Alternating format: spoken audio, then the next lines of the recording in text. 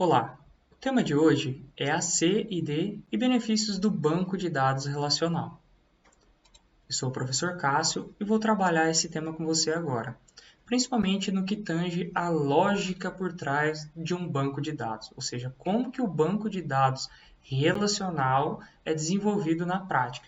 Para isso, é importante que você conheça termos como tuplas, campos, atributos, registros, entidades, tabelas, chave primária e chave estrangeira. E a melhor forma de mostrar isso para você vai ser por meio de um exemplo prático. Então, eu vou te mostrar a seguinte tabela. Bom, nós sabemos então que uma tabela é uma entidade, né? Então, nesse caso, nós temos, por exemplo, a entidade fornecedor. Dentro da entidade fornecedor, nós temos 6 colunas.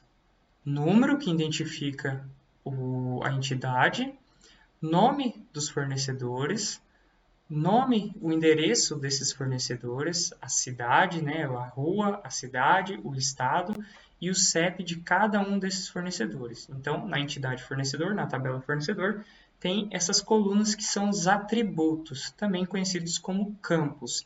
E a primeira coluna, que é a identificação de cada um desses dados dentro da entidade fornecedor, é chamado de campo-chave ou chave primária também.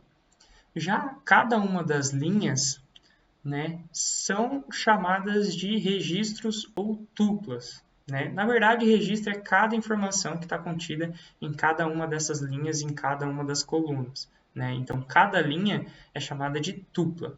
Bom, então essa aqui é a entidade fornecedor. E daí, nós temos também, no mesmo banco de dados, por exemplo, a entidade peças, ou seja, uma tabela que relaciona características de peças, né? Então, nós temos ali a numeração, o campo-chave, né? A chave primária da entidade peças, a descrição, o que é cada uma dessas peças, por exemplo, trinco de porta, retrovisor, vedação de porta, trave de porta, compressor, maçaneta porta, enfim, o seu valor unitário e, olha o interessante, e o fornecedor, o número, a identificação do fornecedor dessa peça. Por exemplo, o fornecedor da peça 137 é o fornecedor 8256.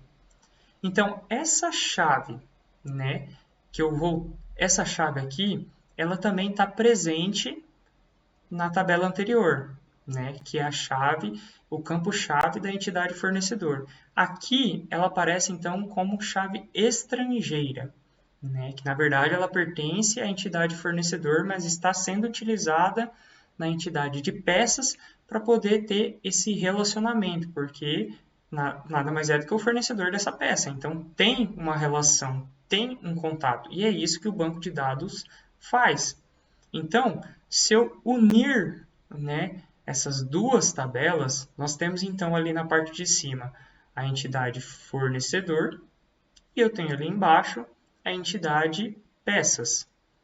E o que relaciona uma entidade com a outra é justamente o campo-chave da peça fornecedor, perdão, que é aquela numeração de identificação do fornecedor, e na de baixo é a chave estrangeira, ou seja, que é a mesma numeração relacionada. E aí eu consigo, então, gerar, por exemplo, uma nova tabela baseada na combinação dessas duas, ou seja, eu relaciono os dados referentes a fornecedores e peças e faço uma nova tabela. E assim eu consigo obter as informações que eu preciso da maneira mais adequada possível.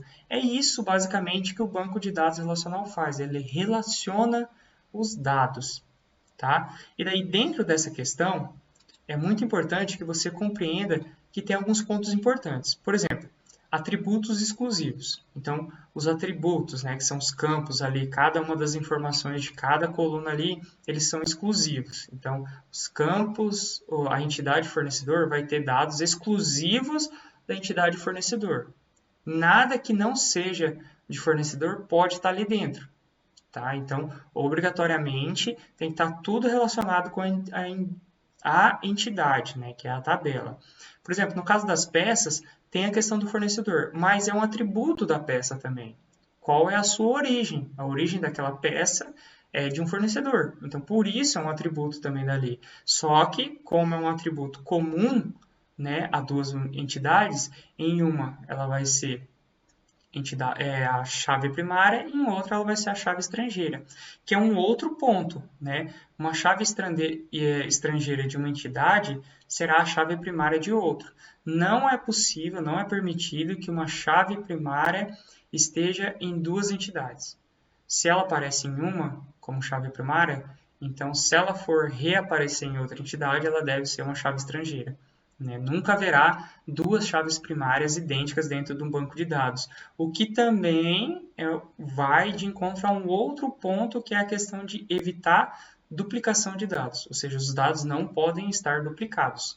Por isso essa questão ali, eles podem se interagir e a única que não é uma duplicação, mas é a identificação, né, que é com relação à chave primária e chave estrangeira. Então, quando você vai fazer uma pesquisa e você colocar a numeração, por exemplo, de um fornecedor, vai aparecer como resultado algo relacionado à peça e algo relacionado ao fornecedor. Então, dependendo da busca, se você refinar, aí, por exemplo, endereço do número tal, aí ele vai só para a entidade fornecedor. Então, não há uma duplicação. Há um compartilhamento de um campo, de um atributo, mas não há duplicação de dados. Tá? Isso é o que eu tinha para te dizer sobre a lógica por trás do banco de dados relacional. Bons estudos!